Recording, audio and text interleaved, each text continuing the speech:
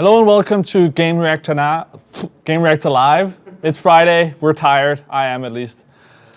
We got news as always the first hour, we'll get to that in 2 seconds. Afterwards, we are doing Destiny GR Friday nights, and today we're probably going to go overtime because we're going to do the Raid Vault of Glass in the second hour, and we're probably going to spend more than an hour on that. We'll continue the stream until we beat it, unless it looks like it'll be a 20-hour stream, then we'll probably save it. And Bungie has promised us signed posters if we beat it. So there's an incentive there. But let's get into news. That's what we're doing the first hour. I am, as always, joined by my colleague and friend, Bengt. How are you doing? I'm perfectly fine. And you have brought in another friend. Yes, we're continuing this little thing where we bring on a guest, or more specifically, an editor from one of the Gamereactor Nation countries. And this time, the lucky number fell on Arttu from Finland, the editor-in-chief there. And I thought it'd be a good idea to bring him on because he's been playing Driveclub this week, and that is one of our headlines. So welcome, Arttu. Is Driveclub all you've been playing, or have you been playing anything else? I have been playing quite a lot of games. Of course, Destiny has been still on my radar, but also the new Alien Isolation has been really fun and terrifying at the same time. Picking off the blockbusters there, I can hear. I've had more of an indie week. I've been playing Pix the Cat, and I'm also continuing my journey towards 100 gold medals in Defense Grid 2. That's what I've been mainly playing this week, I think. But yeah, let's hit the headlines. First up, we're gonna talk a little bit Call of Duty, so I may have to call on our good friend Nick behind the trailers again for that. But the news is that there will be a new gen upgrade deal, sort of similar to what was the case last fall with a lot of games, but Activision are doing it with Call of Duty Advanced Warfare so that the PS3 and PS4 versions are cross-buy, and there will be a similar thing on Xbox with Xbox 360 and Xbox One, even though they don't necessarily have that sort of cross-buy feature in there, but what do you mean? You're going to be able to upgrade, and all the DLC will be cross-platform between PS3, PS4, and Xbox 360, Xbox One. So basically, what it means is we'll be able to buy the game on our old consoles, and if we get upgraded for Christmas, we can continue playing on the new one without having to pay extra. Any comments, Arttu? No, I'm just happy that they are at least trying to get everybody on board with the new consoles. Then that it's a nice start. I hope they continue expanding it, because it's sometimes quite frustrating to have so many platforms going on at the same time, and it's of course it can be expensive to try to keep on track with all the games. So I think it's a nice gesture from Activision. I also think it's like the continuation of the idea of a game as a service, that it's a service and the players are playing this service rather than sort of playing a game on a console. It's more of a I like that concept, and I think we're gonna move away from these. Hopefully by next year we won't be getting all these games that are both old gen and new gen, but we're still getting them. So when we get them, it's nice with this, so the people who get a console don't have to pony up for the game they love to play again. Any comment from Nick, the Call of Duty, the resident Call of Duty I think expert? It's actually a better deal than what we had last year. Last year you could pay $10 or $15. That's what I did. Bought it on PS3, and then I bought the upgrade for PS4. And now you're actually getting it for the same price, and there you had to pay for the old gen version and then get the upgrade. I think if you bought the PS4 version, you wouldn't get the PS3 version. And I don't know if it's a bug that I've had, but I've had some DLC I bought on PS3 not show up on PS4. So I think this is really great and makes it a lot easier. I also have some friends who play Destiny on PS3. I bought it on PS4, and I've been like, do I want to buy it again on PS3? And this sort of solves that I can go play Call of Duty with my friends who have PS3, and I can play with the ones that has PS4. And the same goes for Xbox. Now you only have to buy the Xbox yeah, and version I might actually that might actually make me do that. That's an easier thing to do. I might get an Xbox One myself to actually play it on there as well. So I think it's really awesome, and I hope to see more of that, because in the end, you could fear that it will end up people spending less money. The same thing with Sony's doing with cross-buy, but I actually think in the end I end up buying more games on PlayStation that I'm like, oh well, if I get it on Vita and PS3 and PS4, it's like I'll buy it, I'll play it on one of them. So I end up spending more money that way actually. I think the business sense from Activision's point of view is to get people to buy it at launch on the old gen consoles, and then if they upgrade, I mean, presumably there will be, X number of millions upgrading their consoles at Christmas.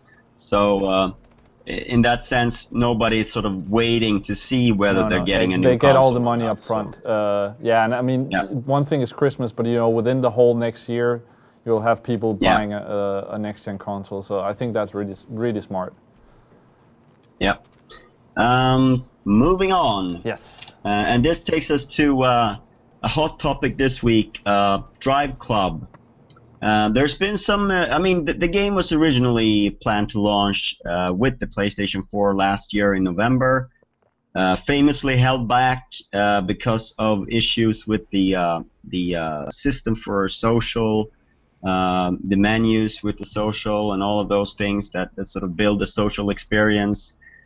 But it launched this week, and sad to say, the social experience was a little bit less than we expected, because the servers just couldn't hack it, and they ended up having to postpone the PS Plus edition, the much heralded PS Plus edition that will see I believe it's about a fifth of the content of the game delivered as a free game for those holding PS Plus, and sort of the pre-launch experience of just testers and reviewers, and also the launch experience. What's your impressions of it? Yeah, it's been quite a difficult journey it up so it would work when it launches, but I guess they didn't take everything into the mix, and actually it was pretty bad before the release, and it's been terrible since it. I have tried to play the multiplayer almost every day, and there's I have only been able to complete like a couple of races that they don't seem to be hacking it at all. It's very unstable, and it's weird that the whole lobby system is very kind of strange. You have to first wait for the like you have to register for the races, and then you have to wait. There seems to be a lot of chances to things to go wrong. When you wait, you can drop off, and when it's loading for the track, you can drop off. There seems to be a lot of chances things to go wrong. So it hasn't been easy, and it's no wonder that they postponed the PS Plus edition release, because then there's gonna be so many more people trying to get in, and if it's I don't know how many PS Pluses there are, but it's not going millions at least. Evolution Studios has said that they don't even know when it's going to release. Many people, like I was speculating that since they postponed it, maybe it's like end of this week, maybe next week, but since it's been so unstable this whole week, I think it could be a while. Yeah, I mean they need to get this in check before they unleash the masses on it. But is there any sort of a clue as to what's really been going on? I mean they're talking about the fact that the load was so heavy on the servers, but you'd think they would be able to sort of estimate the stress that this would put the servers under.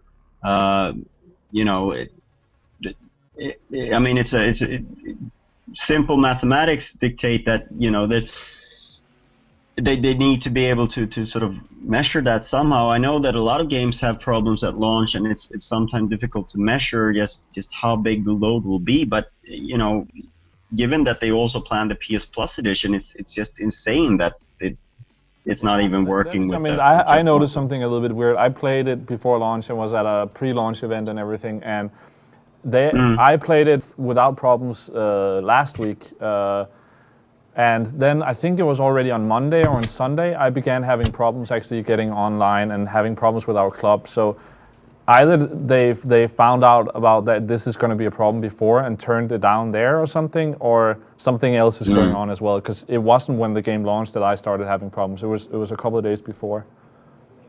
Yeah. And that's even weirder, because you'd think that the big hit would be Tuesday evening when the Americans got their game and started playing.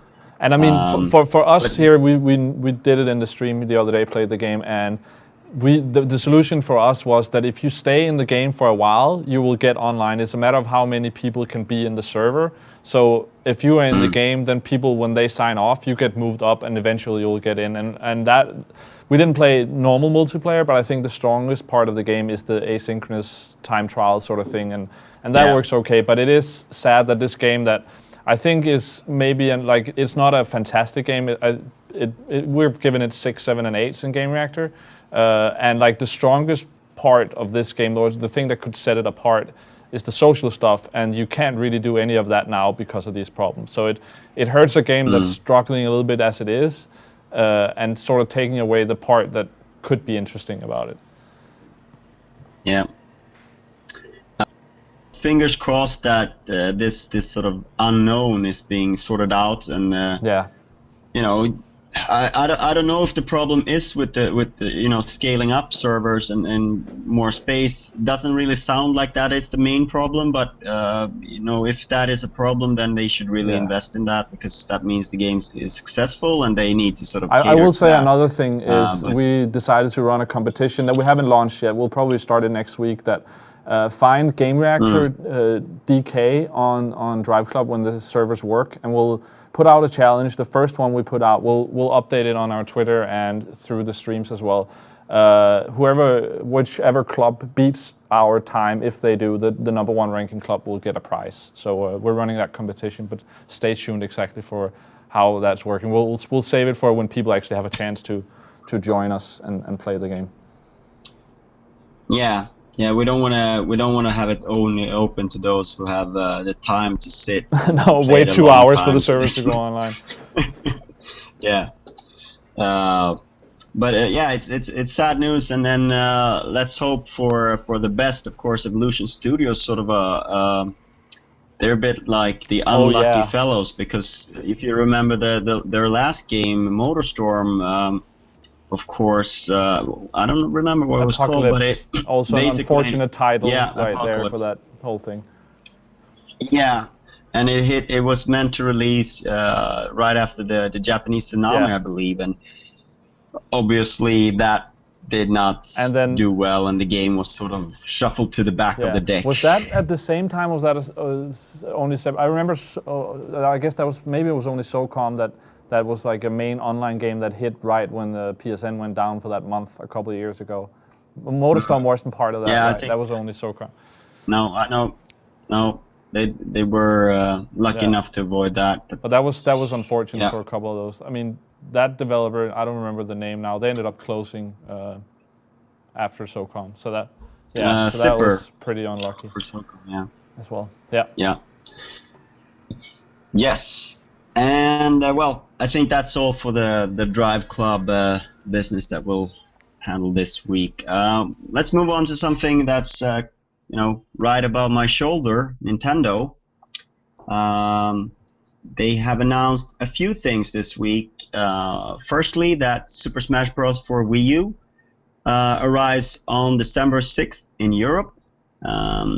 And secondly, that the first batch of Amiibo figurines will hit on November 28th. And there will also be a Super Smash Bros. Wii U bundle with Mario as an Amiibo. And we're getting a second batch of characters on December 19th. And those include Pit and Little Mac. So let's throw it to Arttu. Super Smash Bros. Wii U, the final big game of the year. Were you expecting it to actually hit this year? It's been, it sort of felt like they've said so, but at the same time we have been a little bit worried for Europe.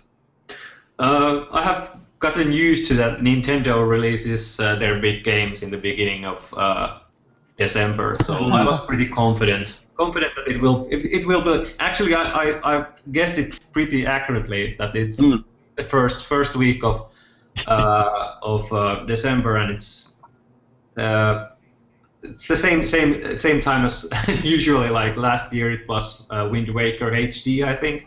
Yeah. And, I skipped the 3DS version. So this is the Nintendo game I'm definitely waiting the most. Like, of course, there's Bayonetta coming this month, but still, like it's been too long since I got my Smash on, so to speak. Yeah, and it really seems like one of those games that there's just so much content in there that it's going to take a lot of time to go through it all. Yeah, and with those Amiibo collectibles, I don't usually like those kind of. Sometimes they seem a little bit waste of money, but this time I have to admit I'm It's Nintendo. Actually, yes, I have to get like Samus Aran and Link, definitely. So yeah. It's nice to see how they work in the actual gameplay. So they're not just like little statues. Do we know anything about that? Have they announced anything as to what they will actually do in the game? You can store your character data on those, and Makes sense. You can basically they seem to be like little kind of your own fighter bots that you can train, and then you can fight against them, and they get like experience points, and you can there's some RPG elements to them also, and then of course you can take them with you when you're going to your friend's house, and you can maybe have your and your friends Amiibo characters fight each other and stuff like that. So there definitely are something, but of course those are one of those things that we need to test those out before. Yeah. Or they don't seem to be like a game changer kind of thing, but if they could be fun. That's the main thing, I guess. Anyway. Yeah. And then of course they're also going to be working with other games as well. So it's not like it's just for Smash Bros. So there's every reason to get your favorite characters anyway. But yeah, I'm a bit surprised at the amount of characters that they're bringing out already this year. We're going to get around 20 characters, so that's quite a lot.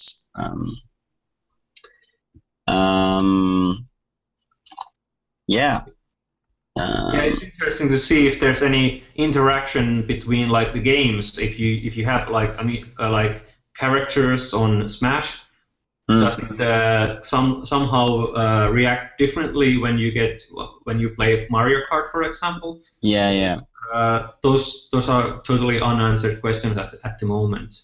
Yeah, and also interesting to see whether things like how much storage is there on them. If potentially you could have 5, 6 games that you're using the same character on.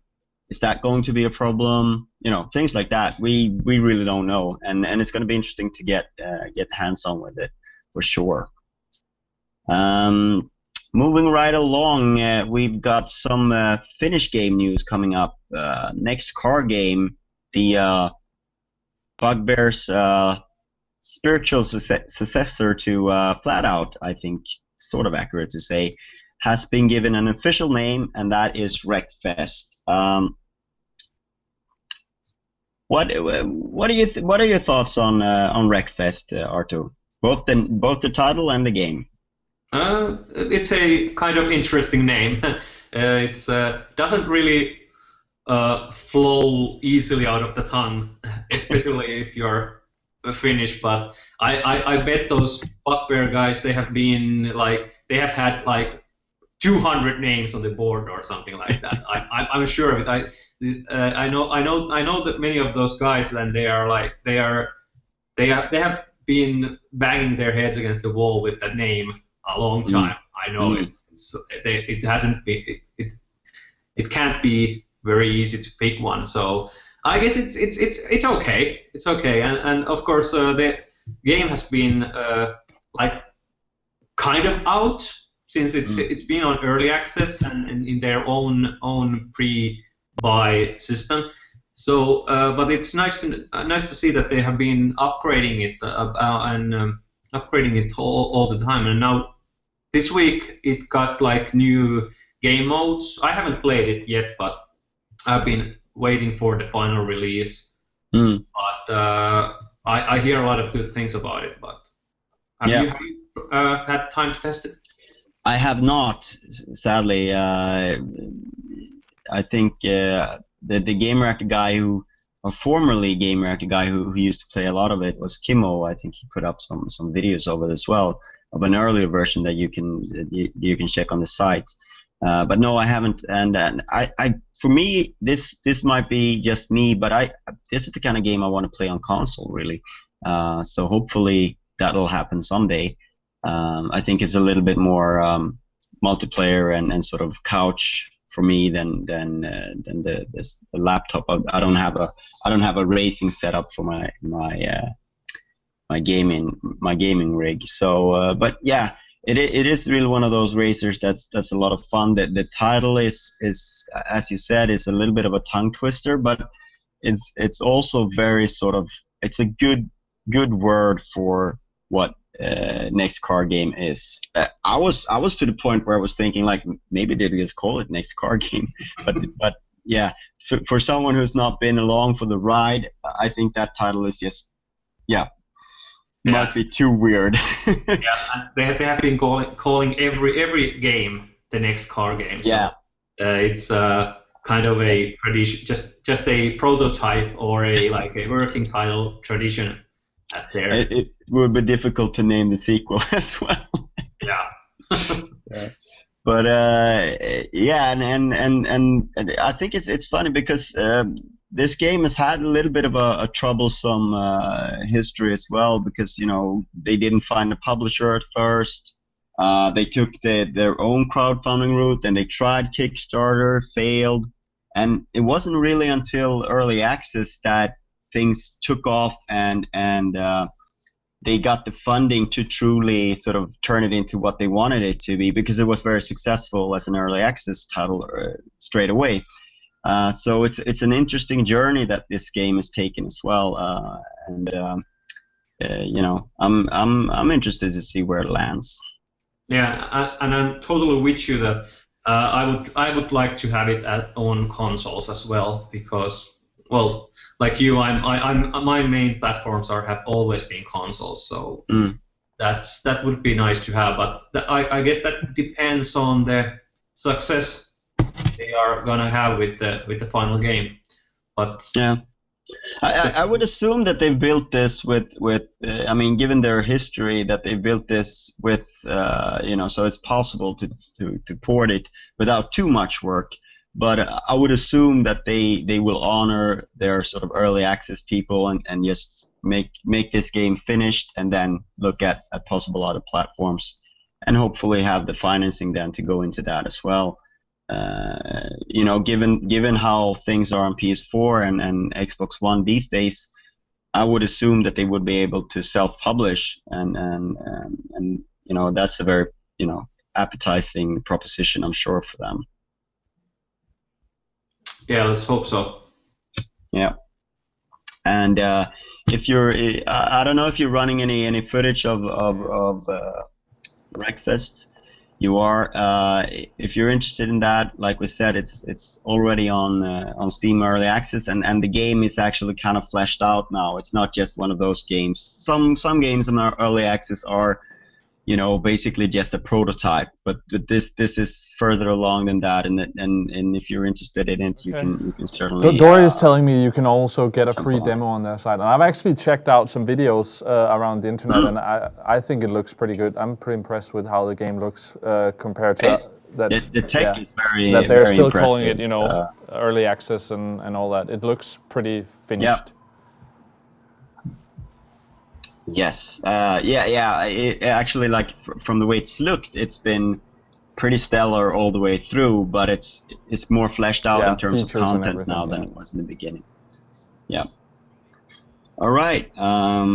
That's enough plugging of Wreckfest, and we'll move on to something that's a little bit well, it's better late than never, I guess. DICE have commented that probably Battlefield 4 has hurt the Battlefield brand a little bit, and they have to do things to get players to trust them again. And I've got a quote here from an interview on GameSpot with DICE LA producer David Sirland, who says, "I can absolutely say that we lost trust in the game's launch and the early parts of the year. We still probably have a lot of players who won't trust us to deliver a stable launch or a stable game. I don't want to say anything because I want them to look at what we're doing and what we're going to do, and that would be my answer. I think we have to do things to get them to trust us, not say things to get them to trust us. Show by doing." Of course, the official line from EA has been that you know, the problems haven't harmed the Battlefield brand.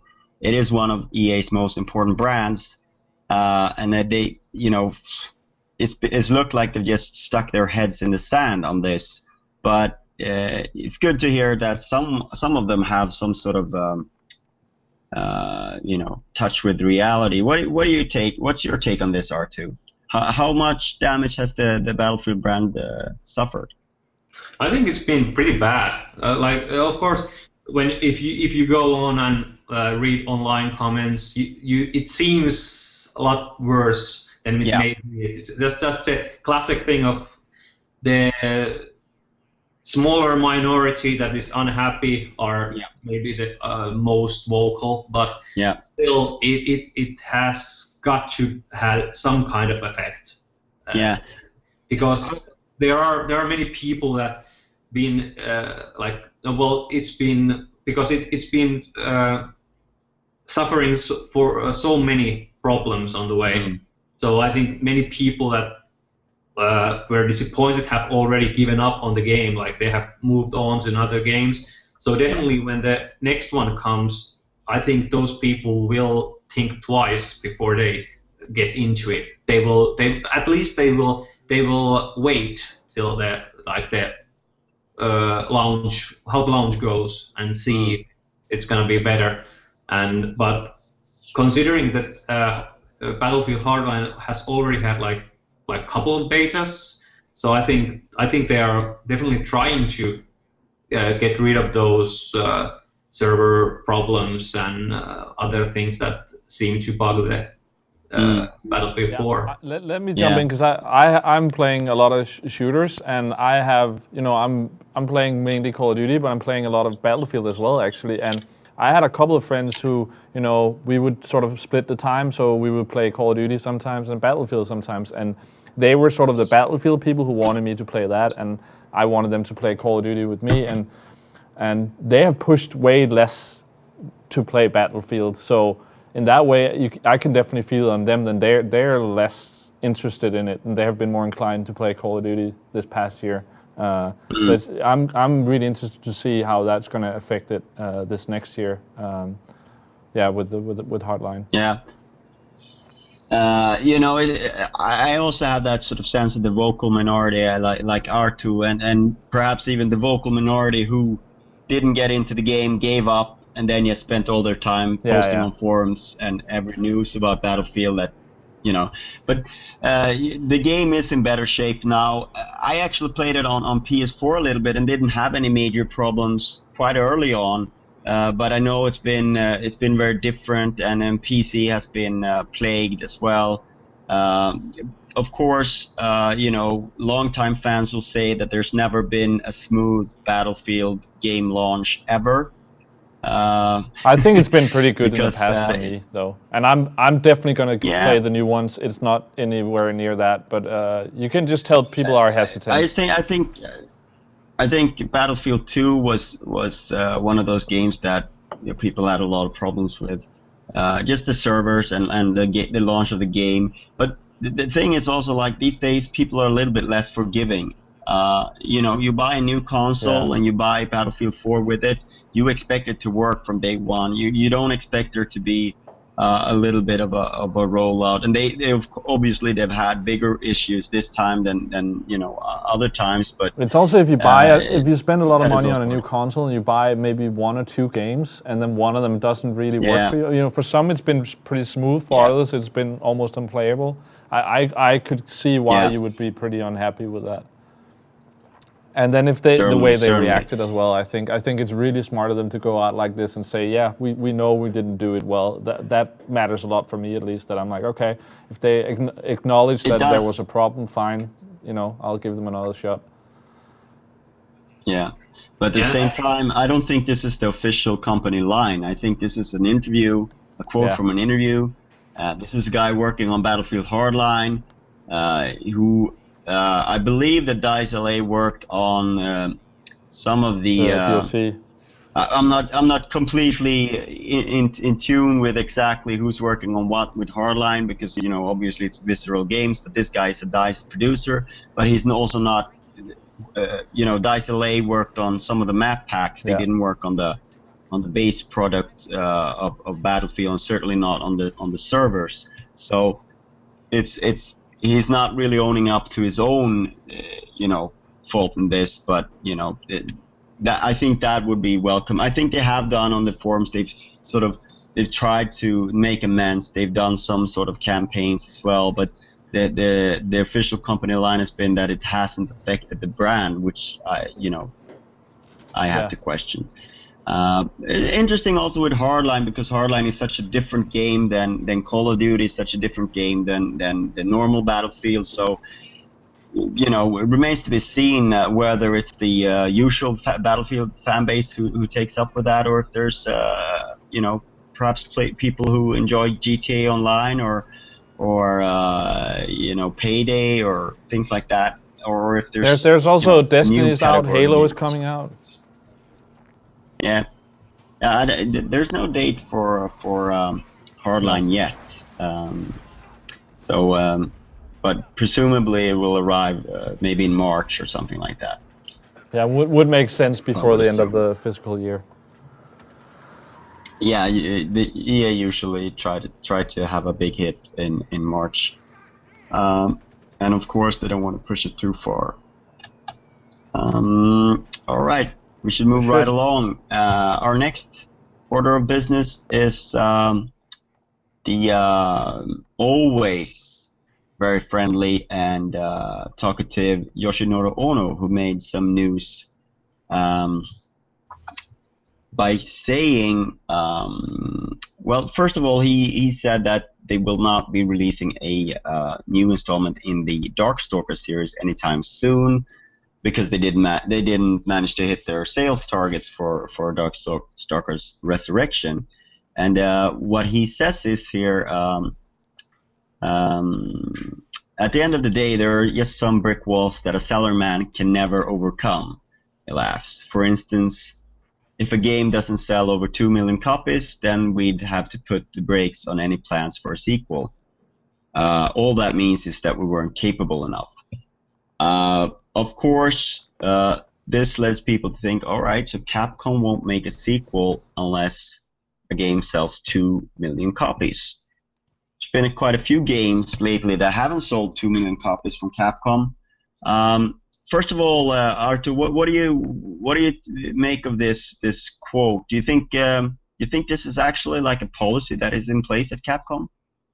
I doubt it. That is exactly like that. It's like you said with the Battlefield thing.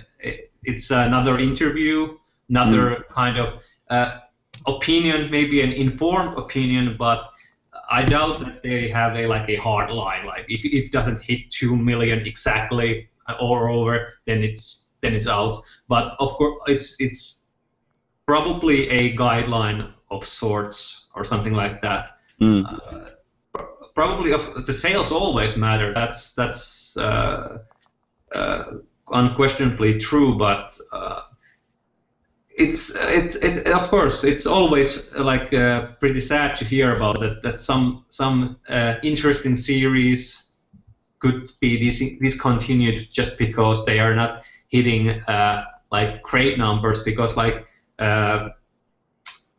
Dragon's Dogma, which was mentioned in the news piece, it's a kind of a interesting game that I think deserves to be return to, and it would be sad to see that it's so that the decision to keep making those is so financially cold. Yeah. For me, like looking at it from Ono's perspective, I believe what he's I'm just interpreting stuff now, but what I would assume is that if you get over 2 million copies, then perhaps there will be an immediate green light for a sequel, and the team will be able to continue working on the sequel. Whereas if it doesn't, it's not necessarily the end of it, but it needs to take a little bit. Maybe they need to do something else in between. That sort of thing. Have a good concept for the next one or something. Yeah, I agree with that. Because obviously Capcom have returned to some games that haven't sold 2 million. I think it's the same with like if they get a lot of pre-orders, for instance, then you can say, okay, you might as well start working on a lot of DLC in the sequel and stuff, because we can see people want this, so we'll make another one. Yeah. But yeah, I would also think that it was kind of insane to assume that Darkstalkers Resurrection would sell 2 million copies. So that's pretty lofty goal. And of course you have to adjust the team size and the budget towards what kind of sale numbers you can expect. So, but for bigger titles, maybe 2 million for something like Dragon Dogma, maybe you don't make ends meet unless it sells 2 million. I think that's the problem and sometimes. Now we saw it with Hitman and Tomb Raider, where they sold. I was pretty impressed with their sales, and then the company came out and said they expected more. Where it's like you need to be realistic about some of these games. Yeah, I think Tomb Raider broke even right around the time when the next gen versions were released. So took a long time for that game to make a profit for Square Enix, and maybe that is why they want money up front from Microsoft for the next game. So yeah, but it's interesting to hear this, because obviously Ono is he has his hand on a lot of product these days at Capcom. He's working on Deep Down, I think, and of course all the fighting games, and his role has sort of grown as some other people like Inafune have left Capcom. So even though he says he's a simple salary man, he does have a lot of influence on the direction of Capcom. Maybe not making the calls, but he's an influential guy. All right. I think that takes us to our sort of main discussion topic of the day. In the news this week has been 2 Kickstarters from former Irrational Games employees. Of course, Irrational Games closed down earlier this year after the release of the final DLC for Bioshock Infinite, Burial at Sea, I believe, episode 2. We now have two new companies at very least. That's 2 that we know of. They've both taken to Kickstarter this week. One of the games is by a company called Day for Night Games. I believe they were first heard of this summer, and their game is called The Black Glove. It certainly harkens to Bioshock a little bit visually, and it's described as an eerie, surrealistic first-person game experience by an independent team of developers who helped make Bioshock Infinite and Bioshock. The visual and it's sort of self-explanatory that the visuals are very close to the aesthetics of Bioshock, because I do believe that one of the team members is an art director from the concept artist was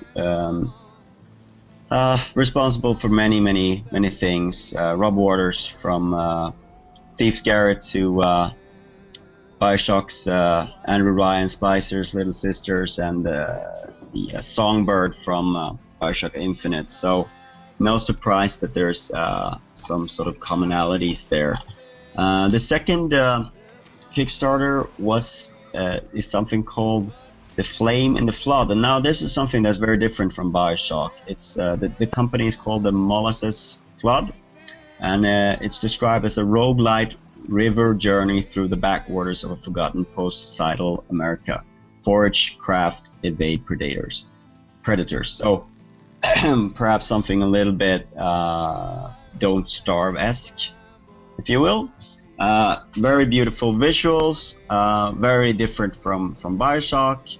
But I thought we'd talk a little bit about what happened with Bioshock now that we have a little bit, or with Irrational now that we have a little bit of perspective. Founded in 1997, closed down earlier this year, responsible for System Shock 2, Freedom Force, Tribe's Vengeance, Freedom Force versus the Third Reich, SWAT 4, Bioshock, and Bioshock Infinite. What do you have to say about Irrational Games first, Arttu? It's kind of interesting company, because like every time Gamereactor interviewed those guys, Ken Levine and other guys, they seem to be really invested in the company and the game. So it was quite shocking that they disbanded so quick. That it seemed to disband so quickly. But maybe they just like pushed so much of their like creative power, or their like how would you say, like their effort to that Bioshock Infinite, that when it was done, maybe it was like okay, this is the end of this game and end of the company at the same time. It's almost like they burned out with that game. Yeah, I think it was a combination of forces. I think it was, first of all, they were owned by Irrational owned by Take-Two, so there's that sort of owner pressure, like, you've been working on this for 7 years, blah blah blah blah blah, a lot of money. And then it's also that sort of exhaustion of having worked for so long on a game. I think a lot of people at Irrational were sort of maybe we're longing for something like this, for that sort of independence. And even Ken Levine sort of moved down to something smaller, something a little bit different. Irrational often, towards the end at least, described as a little bit of a dysfunctional studio where projects, or Bioshock Infinite specifically, just went out of hand, and things didn't get done, and people were leaving at regular intervals, etc., etc. So maybe it was just something where the studio had sort of lived its cycle, and something new had to come from it. Yeah, but it seems to that it's starting to sprout new life because both those games, those new Kickstarter games, are quite interesting. Actually, I think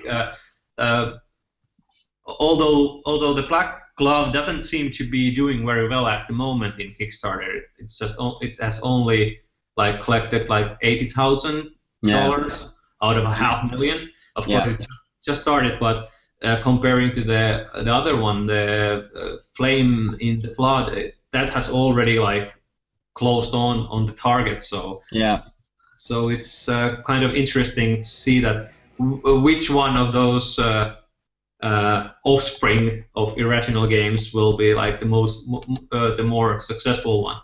Yeah, a very different scale of the projects as well, I believe.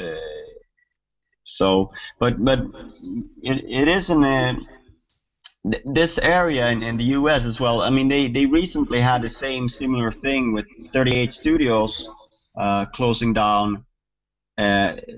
Used to be in Boston, then moved to Rhode Island, but you know, a lot of the developers were still based in Boston. So there's this huge indie movement in Boston now. A lot of small studios working on a lot of different things, and I think these two companies also sort of contribute to that, which makes Boston right now a very interesting sort of area.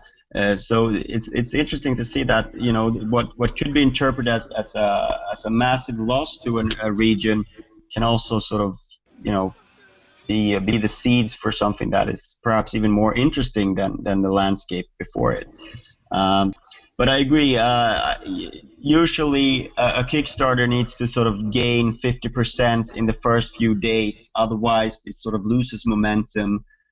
So the Black Glove, things aren't looking particularly positive right now. But we're just a couple of days into it. But let me jump in on that. I noticed Sports Friends actually made like a huge portion of their support, a lot of their money in the last day or so, where there was a huge push. Yeah. So I agree, it does not look good, but it's possible. I think it's I think it's a little bit different when you're asking for $500,000 or more, because then it's so much money.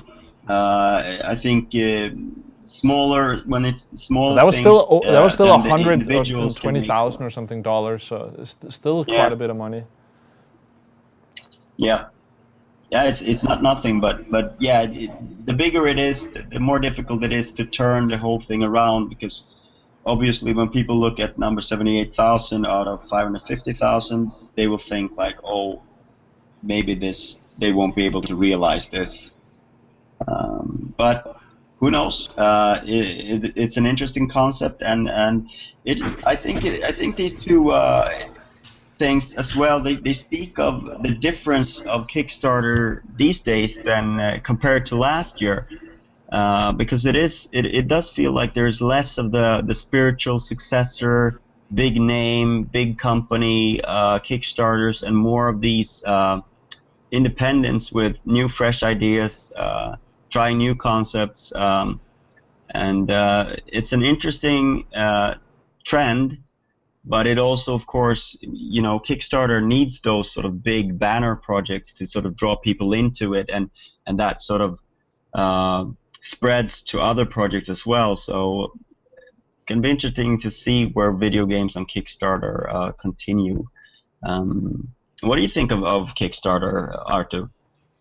Well, like you said, there was this study last week that came out that said that it seems that this year will be like less than half of the collected funding than 2013. So it seems to be quite a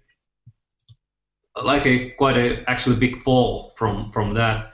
Of course, it could be that there are a lot of projects still incoming, or well, it's only a projection, but still, it seems pretty major thing. Yeah. I think it has been like coming ever since people started to thinking about Kickstarter a little bit more. That maybe it's okay. Now it's the golden age of Kickstarter, and the bubble won't last too long, but I don't think it will burst like completely. But I think it will level up to a sustainable level that people don't just throw their money at the first thing they see that is interesting, but they think a little bit harder. I think it's gonna be it's a very good direction, I think, because there has been a lot of overbloated projects and of course failed one and even fraud. So I think it's a good direction to go. Yeah, and you know, there's also the theory that perhaps some of the sort of the no-brainers have already been picked off. You know, making a new Wasteland, making a new making something that's a sequel to Planescape Torment. You know, these kind of things that, you know, kind of easy pickings, if you will, and that's only natural that when those go away and they've already been picked off, then maybe there's not as much money. Because if you look at it, last year we had a lot of Kickstarters that did well over 1 million, and if you just take those away, then maybe it's the trend isn't as dramatic as the pure numbers would make it. Let's take it back to Irrational a little bit. What do you make of Ken Levine's new 15-man project? And we haven't heard anything, but what do you think of that? Quite honestly, I haven't been following that too much. I have to say that is quite a gray area for me. Yeah, well, I mean, I haven't heard much either, but I think they are sort of in the dark. But that leads me to speculate, because my immediate sort of thought of this was that you know, I was curious as to what was really going on there. There was a lot of sort of there was only sort of like the public press release bits that sort of spoke of Ken Levine taking 15 developers and doing something more indie, smaller, and that it would be published by 2K anyway. You know, somewhere along the lines, I feel like this is sort of a married couple that is sort of keeping up appearances in you know, for the children or something. You know what I mean? Yeah, it could be. I'm really curious about this, and I wish that they, you know, if there's actually something going on, that they would sort of be open about it, transparent, and sort of let us in to what might be cooking. But I also have the idea that sort of maybe in a year we'll just hear that, oh, well, we sort of decided not to do this anymore, we went our separate ways, and you know. So I really don't know what to make of it, and that makes me a little bit nervous. I do like the idea of Ken Levine working on a smaller project, because I think I'd rather have smaller Ken Levine games more often than have to wait 6 years, 7 years for each game. Sort of similar to what happened with Tim Schafer. Tim Schafer used to do one game every 5 years or something like that, and then Double Fine completely changed, and now we're getting you know, a few games a year that has some of Tim Schafer in them, and others that have a lot of Tim Schafer in them, and I think that is you know, that's I kind of appreciate that thought. All right, guys, we have 5 minutes left.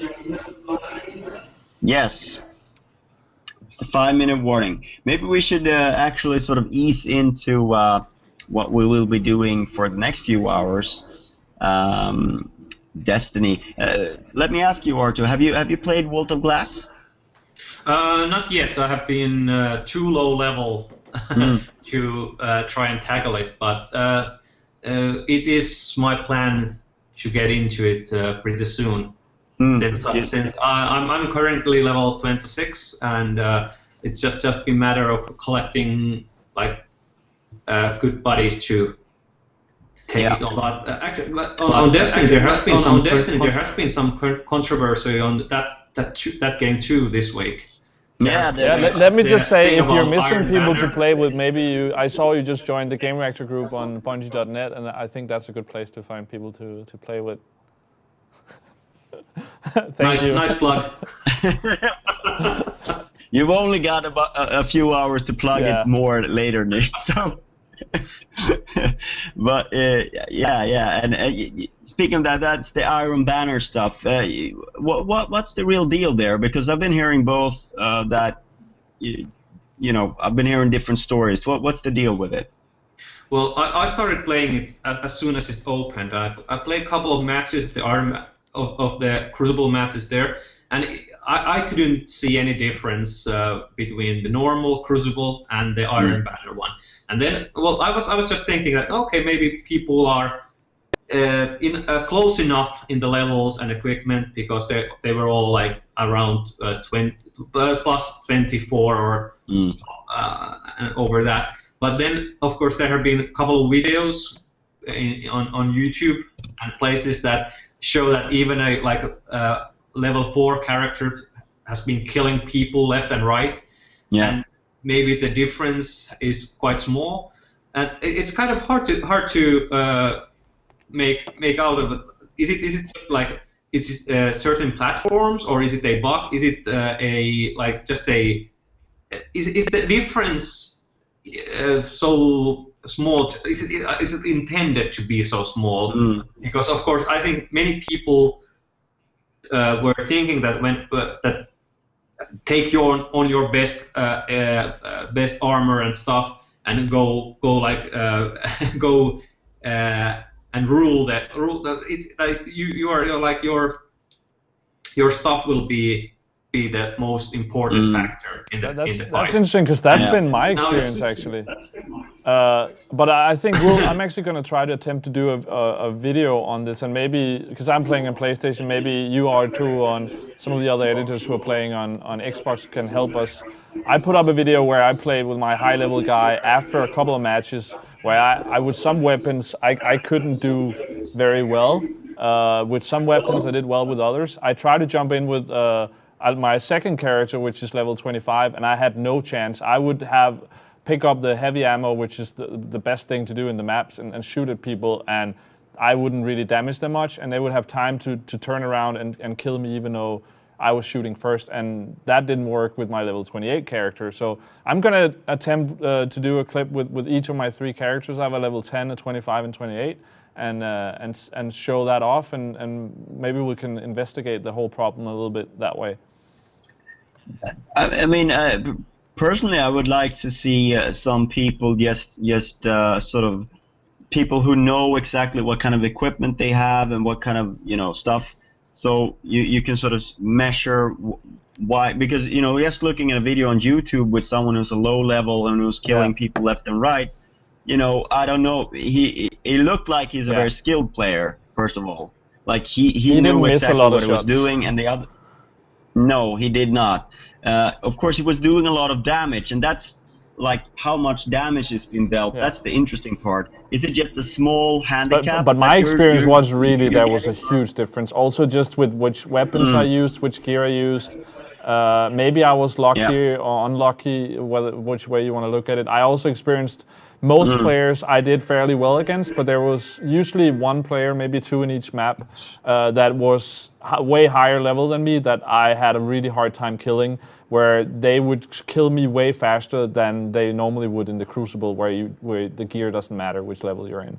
So for me, it's played like they said. But as Arttu say, it's interesting to find out if what is playing into this. Why is it that some people are not experiencing the Iron Banner how it's supposed to be, and some people are? So it'll be interesting to. Yeah. I'm gonna investigate a little bit over the weekend. You're too good. It isn't, because the thing was actually all of a sudden that I got killed so fast, and the map that I played with my level 25 character, I felt like I had no chance. Like I could barely scratch their armor at all, and that was only 3 levels. So it's gonna be fun to jump in with a level 10 if that difference matters. Yeah. And I think Bungie hasn't yet even replied on those matters.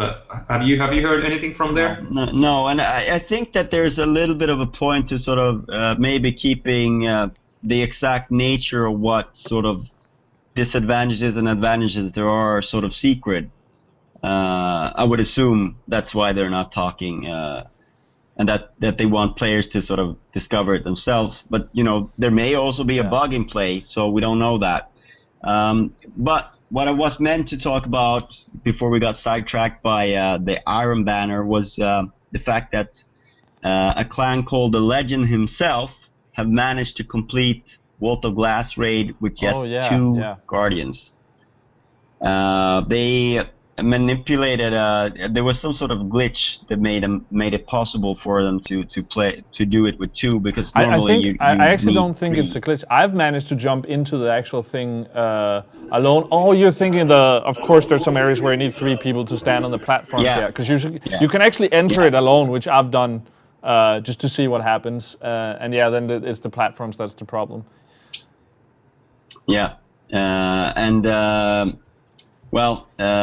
That is a little bit of motivation before today's trials, I guess. I will say they said that you know they were playing it on normal and they were very high level and they couldn't do it if they were playing it on hard. So there are still things to do and ways to get better. So 2 players on hard is the next thing, I guess. Maybe next year, Friday nights, I guess. Destiny players. Anyway, I leave it to you, Nick. You've started to set things up there. You got a full team going today? We haven't picked the final team yet, but we have a lot of people who have signed up through Facebook and joined our clan, so we're going to take a look at that now. I'm actually in the tower now buying the last couple of things I need before the raid, so it should be fun. I'm looking forward to it. And as I said in the beginning, Bungie has actually promised us signed Destiny posters, if we complete the raid. So if we make this... who's part of the group will get a signed poster. Destiny poster. So, but only if we finish it. So there's definitely something to play for today. And what's your punishment if I you don't know. Maybe you can come up with one, Arttu. I'm sure you'll be good at that. I'll put the dogs on you. but we should also say that you're playing on PlayStation 4 today. But we do have plans to bring it to Xbox One as well, right? We've been playing on PlayStation 4. That's what they've promoted and what we got copies first. If we've created or at least attempted to create the Xbox part of the clan in the group today. So I think it's really about if people are vocal that they want to play on Xbox. Of course, we'll get on that as well. So join the group. We'll see how big. Join the group on Bungie.net. It's called Gamereactor, and join Destiny GR Friday nights on Facebook and say, hey, what about we play some Xbox, and then we'll listen to the cries of whatever. The vocal minority again. All right, I think that's it for the news section, and I'll let you get on with Destiny and. Forming a group, and sounds best good. of luck. And thanks Arttu for joining. That's cool. Yeah, thank you. Have a nice weekend.